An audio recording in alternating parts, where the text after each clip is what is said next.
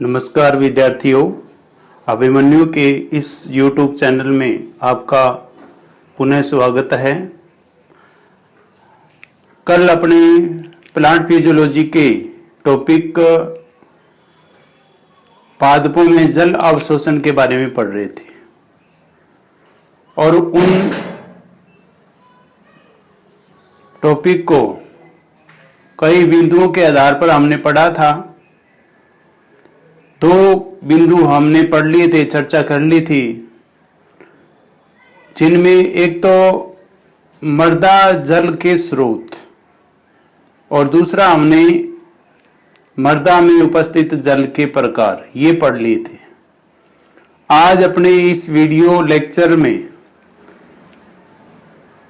मृदा से पौधे किस प्रकार जल ग्रहण करते हैं, पौधों में ऐसे कौन से अंग पाए जाते हैं जो जल ग्रहण करने का कार्य करते हैं, इन सभी के बारे में आज अपने इस वीडियो लेक्चर में चर्चा करेंगे। मैं आशा करता हूं कि प्लांट फिजियोलॉजी की लगभग 3 या 4 वीडियो लेक्चर हमने अपलोड कर दिए हैं। आपने उस वीडियो लेक्चर को अवश्य देखा होगा। नहीं देखा है तो आज से आप दोबारा उनको देखना शुरू कर दें, पुनः देखें, क्योंकि प्लांट फिजियोलॉजी आपको तभी समझ में आएगी जब आप पहले दिन से प्लांट फिजियोलॉजी के पहले वीडियो लेक्चर से देखना शुरू करेंगे। इस चैनल को लाइक, शेयर और सब्सक्राइब करें। ये चैनल आपके लिए ही बनाया गया है और इस विषम परिस्थिति में आपकी शिक्षा बाधित न हो, इसलिए निःशुल्क ऑनलाइन क्लासें आपके लिए अभिमन्यु कोचिंग क्लास नोहर ने जारी की है। तो इसका आप भरपूर फायदा उठाएं और अपने यार मित्रों को भी इस चैनल को सब्सक्राइब कराएं ताकि उनको भी निश्चित रूप से फायदा हो। तो आज अपने चर्चा करते हैं पादपों में जल अवशोषण के बारे में ही।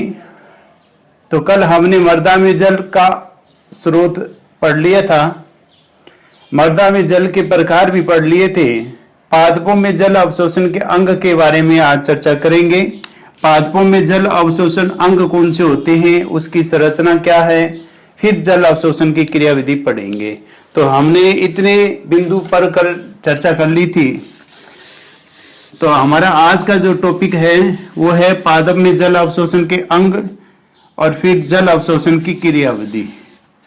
तो सबसे पहले पादप में जल अवशोषण के अंग के बारे में पढ़ेंगे। तो देखिए, पादप में जल अवशोषण के मुख्य जो अंग होते हैं वो जड़ होती है, जो कि मिट्टी के अंदर मृदा के कणों के बीच में फैली हुई होती है। जड़ 3 क्षेत्रों में विभक्त होती है। जड़ का सबसे नीचे का भाग जो आगे से नुकीला होता है, वो भाग विभाजनशील कोशिकाओं से बना होता है। ये शीर्ष विभज्योतक क्षेत्र या विभज्योतक क्षेत्र का निर्माण करता है, विभाजनशील क्षेत्र का निर्माण करता है।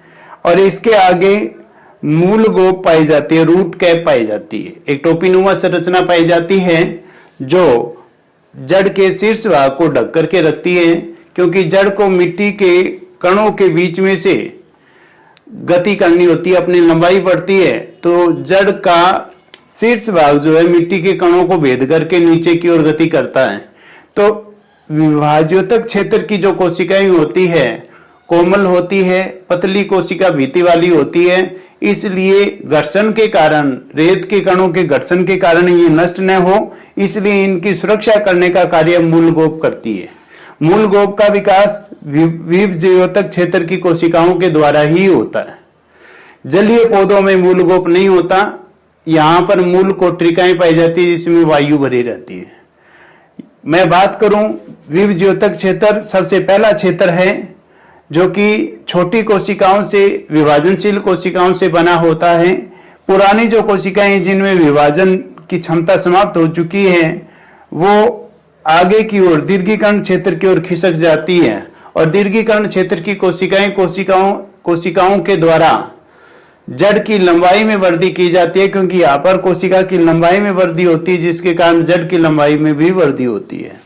दीर्घिकर्ण क्षेत्र के ऊपर की तरफ सबसे पुरानी कोशिकाएं पाई जाती हैं, और वो सबसे पुरानी कोशिकाएं जो होती है वो परिपक्वन क्षेत्र का निर्माण करती है। तो जड़ के 3 क्षेत्र होते हैं, विभज्योतक क्षेत्र, दीर्घिकर्ण क्षेत्र और अंतिम है परिपक्वन क्षेत्र। परिपक्वन क्षेत्र वो होता है जो भूमि से बाहर तने से जुड़ा रहता है। भूमि से बाहर निकले हुए तने के नीचे का जो भाग होता है जड़ का, वो परिपक्वन क्षेत्र होता है। और परिपक्वन क्षेत्र के ऊपर ही मूल रोम पाए जाते हैं।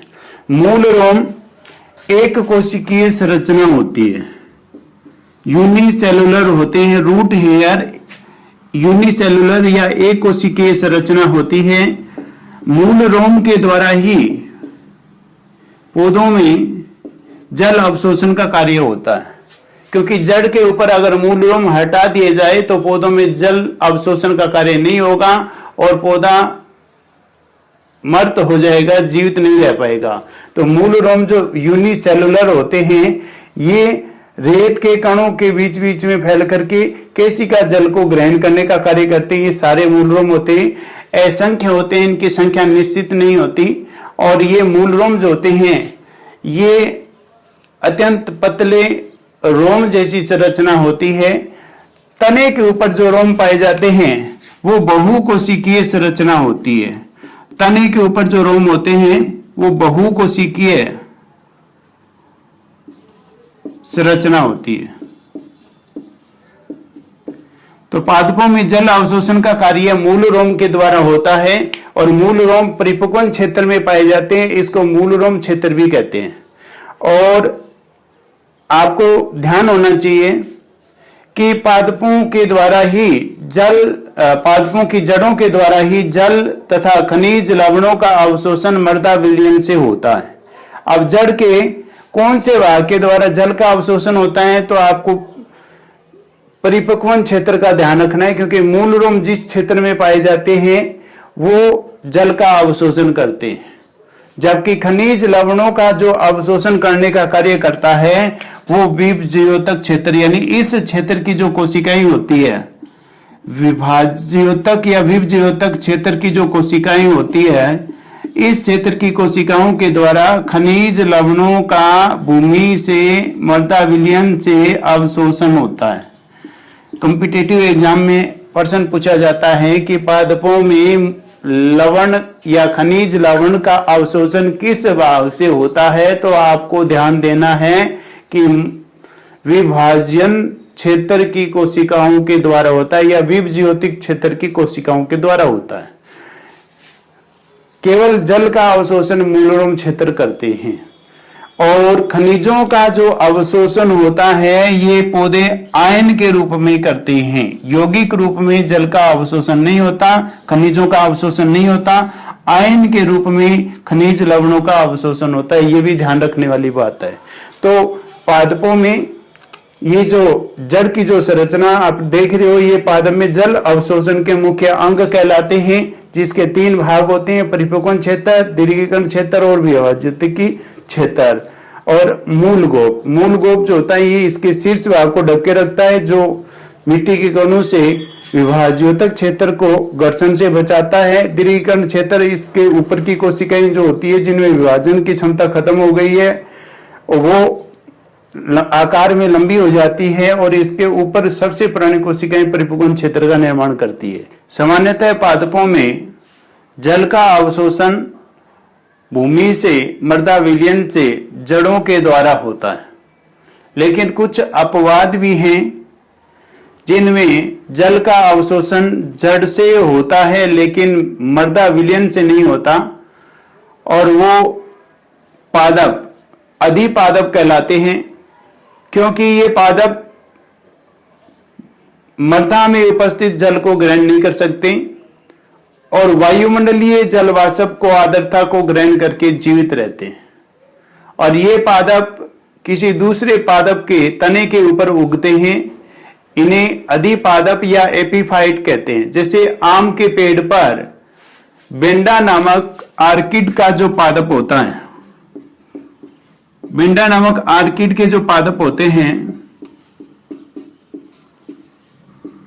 आम के पेड़ पे उगते हैं। अधिपादप वो होते हैं जो जमीन में ना उग करके किसी दूसरे पौधे के ऊपर उगते हैं, उसके तने भाग पर या किसी और भाग पर उगते हैं और अपना जीवन यापन करते हैं, अधिपादप कहलाते हैं। और आर्किड समूह में वेंडा जो पादप है वो इस पे उगता है। इन पादपों की खास बात है कि इनकी जो जड़ें हैं वो आर्द्रता ग्राही होती है, अर्थात वायुमंडलीय जो आर्द्रता होती है, नमी होती है, उसको ग्रहण करती है। क्यों? क्योंकि इनकी जड़ों में एक विशेष प्रकार का उत्तक पाया जाता है जिसे वेलामेन उत्तक कहते हैं।